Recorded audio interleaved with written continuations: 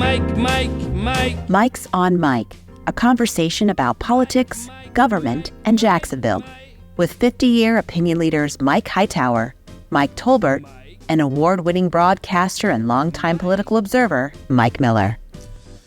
Welcome once again to another episode of Mike's on Mike. I'm Mike Miller, and in their remote studios today, Mike Hightower is joining us, and so too is Mike Tolbert. We had made some changes to what we had planned to discuss today because of recent developments. I need to preface this by telling you that we are recording on Tuesday, October the 1st. And in doing that, there's a lot of activity that's going on today, the day of the taping that obviously won't be heard by you until next Monday when we upload this to our platforms. But the first thing I want to do before we get into anything is wish our mutual friend, President Jimmy Carter, a very happy 100th birthday. Right. As I understand it from his grandson, he said his father wanted to live long enough to vote for Kamala Harris. So we certainly hope that he will make it through then and go on for longer than that. He's been, by the way, in hospice for 19 months. 19 months, which is just remarkable. Well, our focus today, right now, is on our neighbors here in Florida and throughout the South, for that matter, especially in North Carolina, where one of our Mikes is still at his second home in the storm-ravaged area of Western Carolina, North Carolina. In Florida, we've got towns and communities that have been destroyed by Helene, places like Cedar Key and Steinhatchee. In some ways, we Floridians expect these storms each summer, but in places like Western North Carolina, well, this kind of hurricane destruction can be a huge and deadly surprise. It's difficult to comprehend, but in places where so many Jacksonville vacation and live during the summer months, this must be a very total shock to all of them, and we wish them all very well.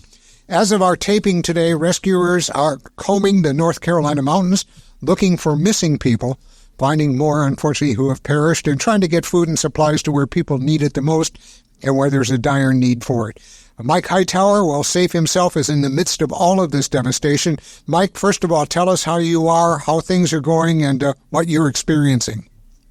Well, let me just first say to the people who are listening, and I want to say this early on, please, all of you, I encourage you all to go to the Red Cross.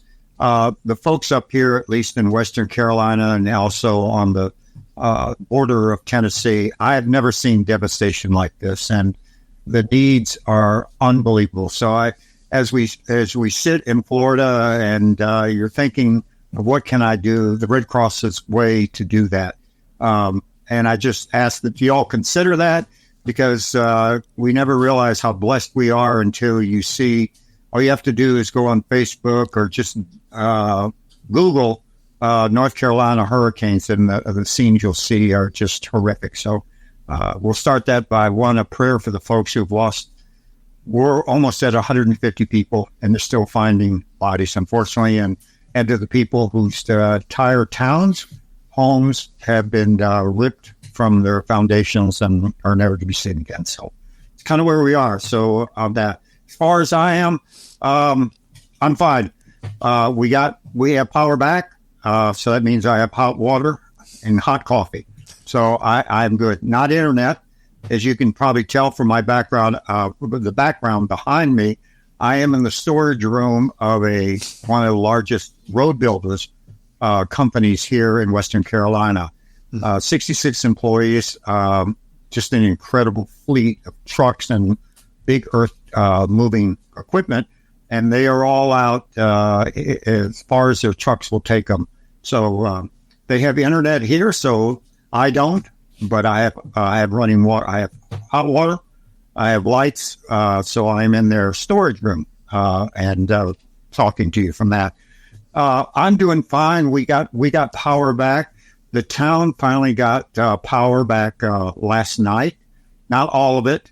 The devastation from the trees was unbelievable. So if you kind of look at this, and I'm going to say this up front because of our JDA folks, probably some are still in Florida, but they're probably up here. When you see a lineman, tell them thanks. It's an unbelievable. When you have a storm like this, what happens is you have linemen who will come in from all over the country to help out, but they cannot take the trees that have fallen and broken the lines. The linemen are not allowed or can't go in there and take the trees down. You've got to have a different group of men or different group of contractors who go in there and will take the trees down or take that in order to get to it. So you have this coordination of both linemen from all over the country, and then you have the local folks who are with chainsaws to do that. So and of course they're working in tandem. So you can imagine in these small rural areas, and particularly us, we have, as I told the two Mikes, we're up to 1,013 registered voters here within the city. So we're moving ahead. But you can imagine. So until last night, no power, no internet. You can imagine the number of folks who came from Georgia and Florida and everywhere to come to North Carolina to get out of the storm. And now they're up here. And until yesterday morning, there was only one road in and one road out, and that went through South Carolina. That's a good segue point for me, Mike, to ask you about logistics. You said you are in the storage room of a road contracting company with all these trucks and people trying to go in and out.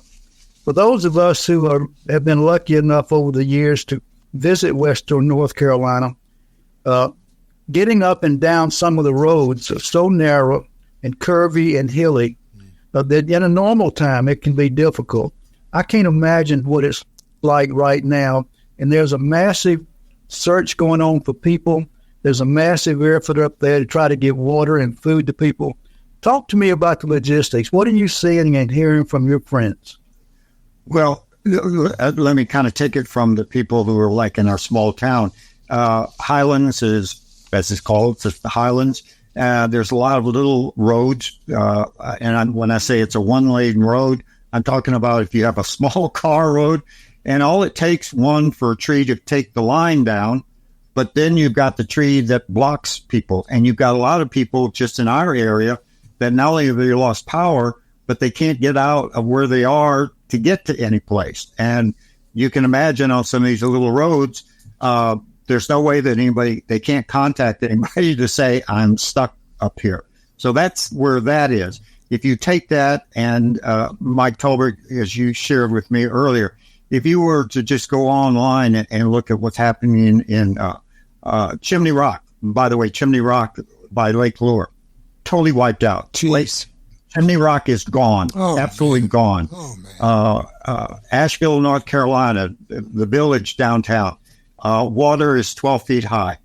So the logistics, why I say the Red Cross, the logistics is you've got people who are trying to find people. You've got people who are trying to get to their friends. They're trying to find out where their relatives are. So there's the stress. When you add that to the logistics is something that is just unbelievable. So you can imagine what our folks at Cedar Key or Hatchie are going through. But up here, you've got the mountains, you've got the roads, unfortunately, Mike, to your point on the logistics, you can have a little one-lane road on this side of a mountain, and it's fine. But 150 or 200 yards there, you've got 5 or 6 houses that are blocked that have no lights, nothing, and there's no water if you don't have electricity. And if you got a well, you got to have power to bring it up. So it's almost like every community has, and every little area within a community has its own set of logistics, Mike. And so the big issue here now is talk about logistics. You can't, if you do get to a gas station, you got to have cash because there's no electricity to run the pumps. So there's none for the ATMs either, by the way. There's no for ATMs. So you can't get cash. You can't get cash if you don't have it. Banks there. Exactly. So as Mike asked about the logistics, you sort of have to go back to no power. And so there were people at our rec center. Our rec center was open 24/7 in our little town. And people, they were basically loaning each other money because they had no money to get off. Once they found a road down to South Carolina by the backwoods to get to Atlanta or get down there, they had no cash to speak of because they had to find gas in South Carolina or Georgia. So it was, and out of that, you will see people helping people. And you just see the camaraderie and the compassion and the spirituality that's shown. So it's not unusual for the worst of things to happen to bring out the best in people. And I'm sure that's going on all around you. Do you have flooding, Mike? Have you got, I mean, I know Asheville is underwater. Do you have flooding? No, as you know, you and Annette had a chance to see, I was on a little bit, I'm on a hill. So the water runs out. But as you know, we had a little stream that, about 8-9 foot wide stream. That totally made the garden into a lake. But we never had any flooding because we were up. The nice thing about Highlands is there's really... What about the town? The town... What about the town? The town runs off, the runoff was pretty well. It's the streams where the water goes to, because all of it runs into what becomes the Colossacha River, which runs down the mountain, which becomes the Tennessee River. So the waterfalls are beautiful, but they are extraordinarily deadly. And that's been one of the problems, is the force of Mother Nature has washed out culverts and the road. So people have been trapped. One thing I wanted to bring up too, and I know we're obviously focusing right now in North Carolina, but we cannot forget the amount of damage that was done here in Florida as well. The West Coast got hit, the elbow, of course, between the Panhandle and the rest of Florida got hit very badly on its way up to North Carolina, and I'm sure it's got to be straining the resources like crazy. I mean, we had our electrical workers, I'm sure JEA threw in all the help they could. Florida Power and Light had to. And now they're needed as well in North Carolina and elsewhere, too. I might add, Tennessee got clobbered as well, and we haven't heard too much about that. But Tennessee got hit, Kentucky got hit. This has been a storm of the century, if you will, for many people who've not seen this kind of devastation and are not used to it. Like we said before, North Carolinians are not used to this kind of weather at all. You may get a couple of tropical fronts, but never anything like a Cat 3 or a Cat 4 hurricane. That's just unheard of for your area. Hightower, I want to go back to first responders. Yeah. Talk about first responders a little bit. The heroes. I know that you have personal relationships with some of the first responders up there.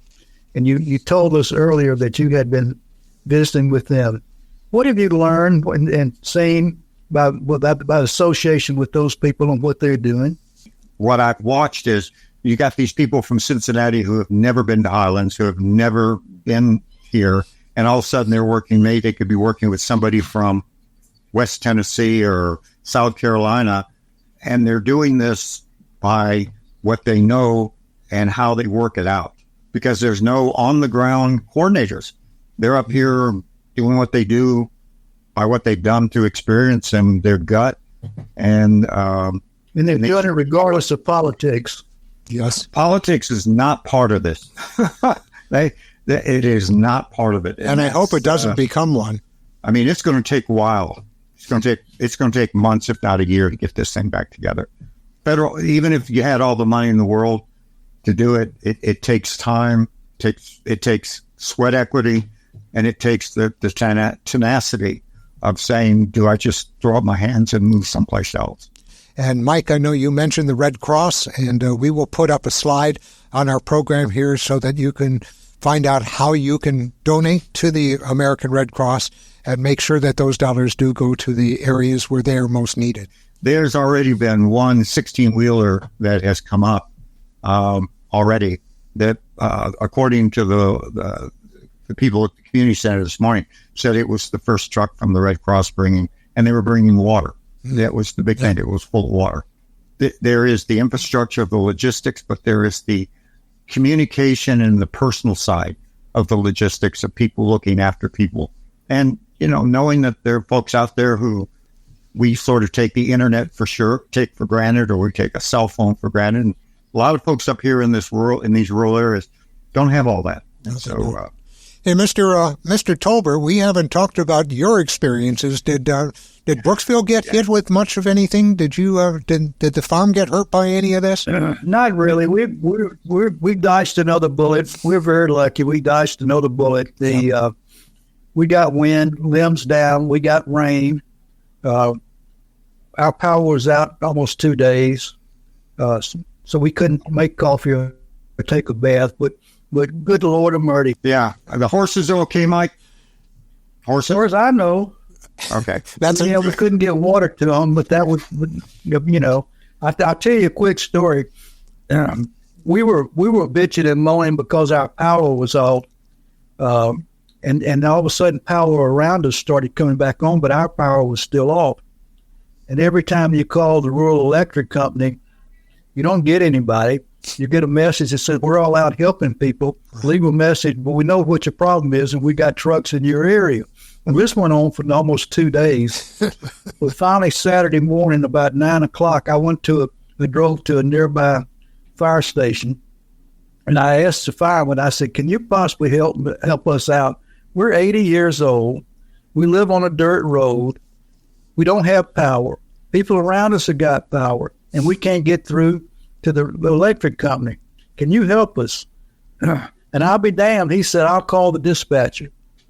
And an hour later, they were out here giving us power back. Wow. So thank goodness for friends.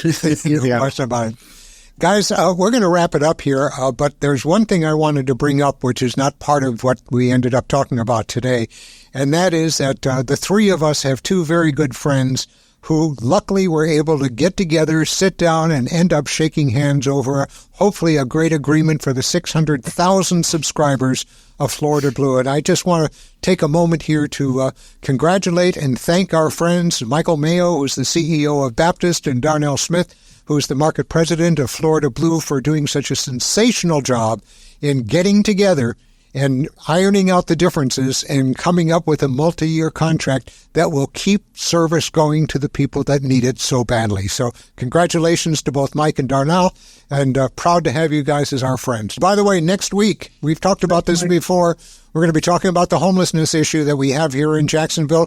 Cindy Funkhauser of Sulzbacher Center will be with us here in studio, and we hope you will join us for that as well. Thank you for joining us. Our thanks, as always, to the Jacksonville History Center for their fine sponsorship of our program, as well as the donors who keep the cameras rolling and the lights on. We'll see you again next week. Mike's on Mike with Mike Tolbert, Mike Hightower, and Mike Miller can be found on your favorite podcasting platform, Facebook, and YouTube. Visit the website at mikesonmike.com. Join us next time for more conversation with Mike's on Mike.